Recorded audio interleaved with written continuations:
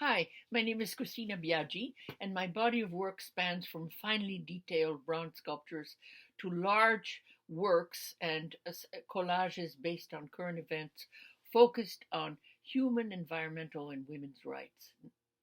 The suffragist movement and the passage of the 19th Amendment is part of both my personal and artistic work, and its issues are manifested in many of my artworks and are a constant theme in my work. I've been involved with women's issues and women's movements for a long time. As an activist, I've spent times in women's encampments, both in the US and in Europe, in such places as Greenham Common in England, Seneca Falls in the US, and Comiso in Italy. My political activism inspired a body of work in the 1970s and 80s that encompassed the political and cultural movements of the day. These include the web, which is on view at Roca right now, and Cutting the Red Tape, which is in view at Smack Mellon in Brooklyn. All of this inspired my fourth and current book entitled Activism into Art, into Activism into Art. As an artist, I've been inspired by a holistic, feminist view of the earth and a strong desire to bring about transformation. I've created a body of artwork out of passionate outrage that developed in me over a span of 5 decades as an outspoken activist. Today, I'd like to speak about my Hillary Clinton collages. I created a series of collages during the presidential campaign of 2008 when Hillary was running against Obama, and then when Obama, victorious, ran against John McCain. I, as well as countless other women of my generation and younger, were wildly dedicated to making sure that Hillary became the first woman president of the United States. Women of my generation had lived through the 50s when gender bias was acute. We had lived through and fought for the second wave of feminism, the sexual revolution, the final defeat of the ERA, and other innumerable contests as described throughout my latest book. We wanted finally to be validated by electing for the first time in the history of our country a woman president. I vigorously campaigned for it and was totally committed to it. Hillary put up a terrific fight.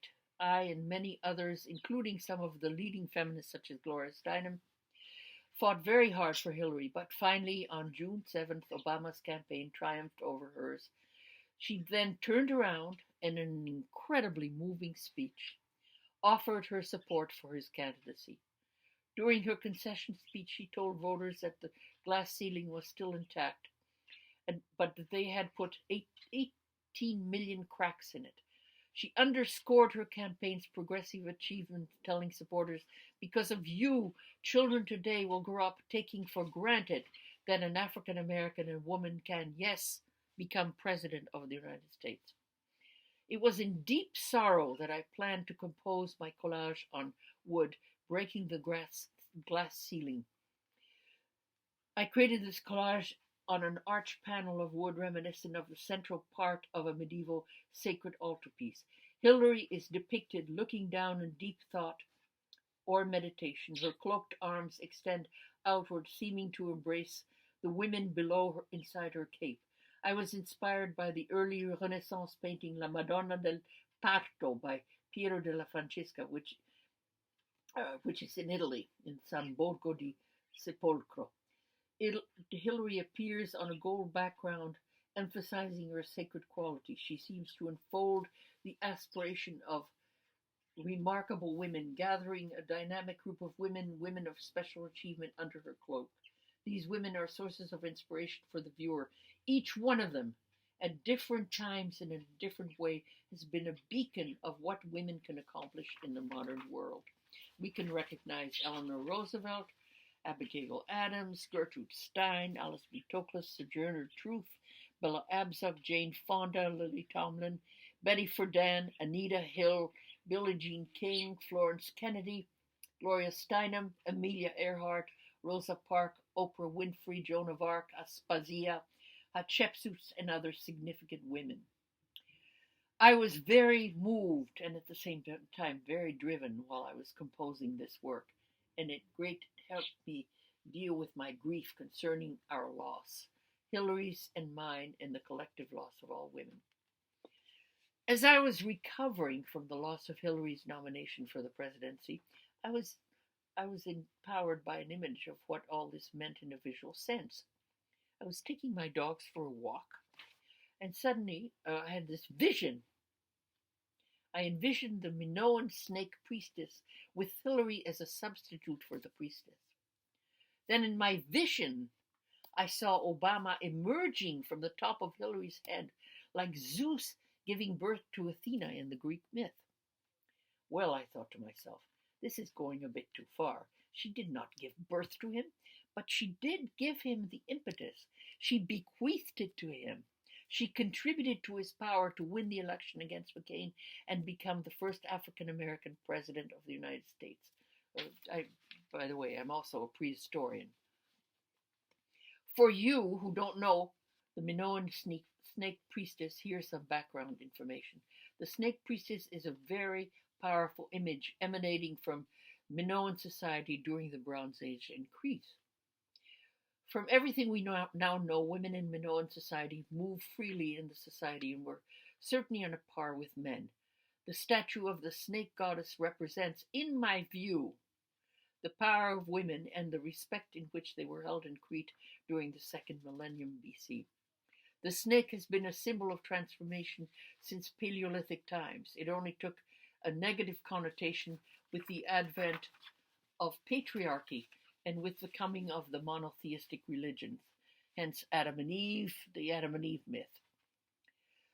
The Minoan snake priestess is a powerful image. She holds two snakes in her hand. These are symbols of transformation.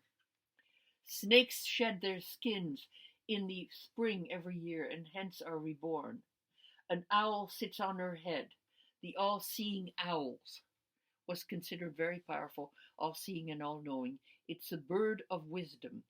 Athena's symbol was the owl and was often found on her shield. So I transformed Hillary into the Minoan snake priestess. From her powerful regenerative left arm, Obama springs forth into action and is airborne. I use the body of Usain Bolt, the fastest Olympic sprinter ever, and superimposed Obama's head on his body. What I was doing here, in psychological terms, was accepting the fact that Obama was going to be my candidate, and now I had to shift my allegiance to him. I chose a photo of Hillary, her mouth wide open, her eyes very wide, as if screaming in rage and resolve as she becomes the source of Obama's impetus and power. He leaps off from her left hand, the proverbial female side.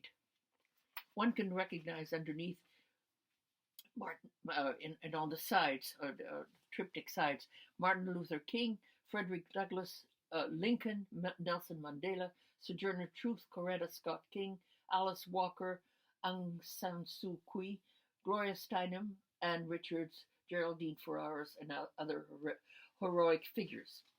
Then let's skip to 2016. I decided in 2016 that I needed to make some collages commemorating Hillary's success in attempting to break the glass ceiling. I started the process before she became the Democratic candidate, sometime in April 2016. The first collage that I made was, I called Hillary on Everest. In this triptych, Hillary is standing, waving the American flag on the Hillary Step, named after Sir Edmund Hillary, first person to successfully reach the top of Everest.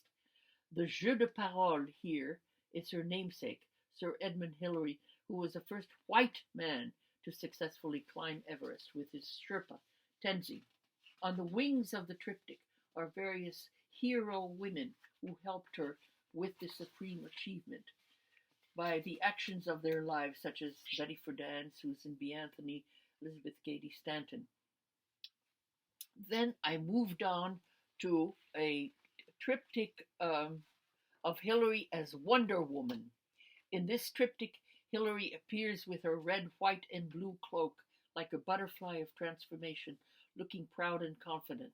On the wings of the triptych are some of her inspiration, such as Mrs. Roosevelt, Abigail Adams. I've also included some of my friends and family who are depicted gazing up at Hillary in awe and admiration. Then I did a one-sided panel that I called Superwoman. Here, the figure of Hillary in the guise of Superwoman diagonally emerges from a mass of women who have inspired her candidacy. She smiles confidently. Her left hand is clenched above her head in a powerful fist.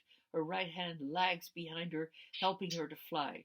The figure of Hillary emerging appears as a triangle and a cluster of women from another triangular shape.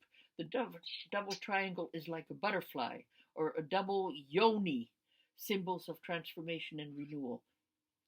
We have been living under patriarchy for about 8,000 years, and if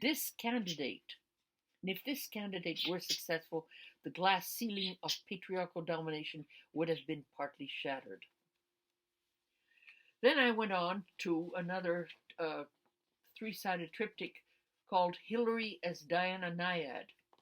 As the campaign was heating up, and as Donald Trump was insulting Hillary more and more, hurling accusation at her, such as crooked, I read somewhere that Hillary liked to relax by going to bookstores and looking around.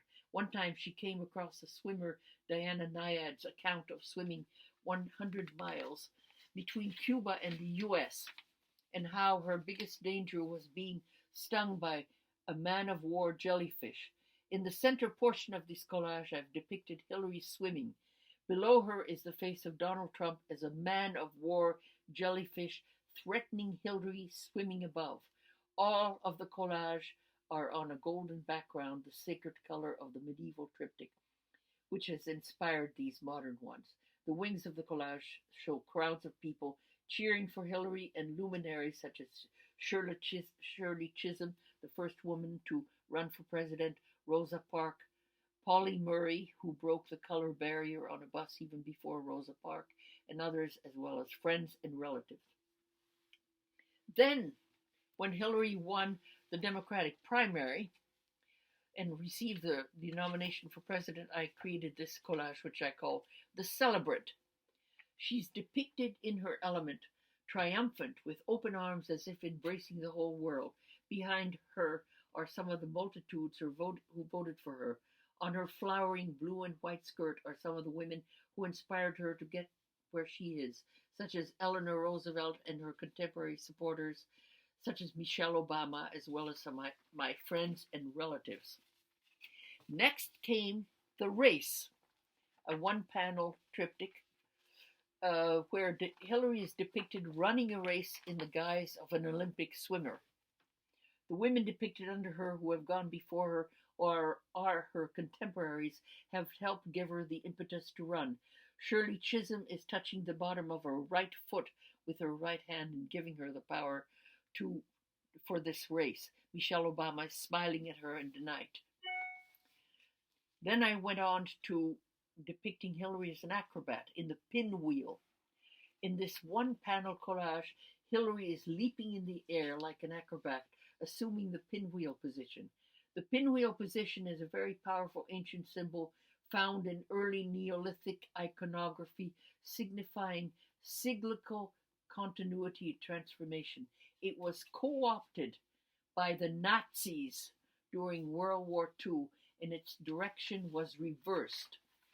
A lot of Medusa images were depicted in the pinwheel position during the archaic Greek art period. It's a symbol that is normally relegated to women. In my estimation, it's a very apt symbol for the first woman candidate for president.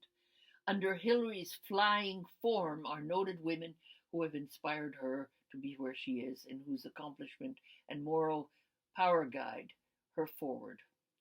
Then came The Leap. This is a triptych, and the central panel shows Hillary hopefully leaping into first place. On the wings are the masses of people that support her, including past inspirational people such as Frederick Douglass, a strong feminist, and present-day inspirational people such as Barack and Michelle Obama, and her own mother, Mrs. Rodham. Then came the jump. This is another triptych, and in the center panel, Hillary is on skis doing a high jump over ominous looking clouds. Maybe I had a premonition. On the wings of the triptych are her emotional and spiritual ancestors egging her on with their gaze. Mrs. Roosevelt and Shirley Chisholm and her contemporaries were rooting for her, such as Michelle and Obama. These collages are meant to have an order in their trajectory, to show that Hillary has been involved in a feat akin to climbing Mount Everest, swimming 100 miles while dealing with extreme expressions of misogyny, running a supermarathon, or whatever. Her energy and perseverance have been legendary. Her dedication to duty was beyond compare, and she was ready to be commander-in-chief and the world's inspiration. Finally, the final triptych I created 2 weeks after the most contentious and ugliest election in my lifetime. Ugly mainly because the person who had managed to win the election and wrested from Hillary Clinton is a racist, a bigot, a sexist, a sexual predator, and is totally unfit for the supreme office. It seems to be the triumph of the phallocratic strongman, which has been repeated through the last 5,000 years of patriarchy. The causes for this victory are manifold. A white working class despair, partly fear of being subsumed by people of color, a racist backlash, or terror about the pace of cultural change and diminishing resources. These are general reasons why the strongman archetype can prevail. And the only thing I can say at the end of this is vote. Thank you.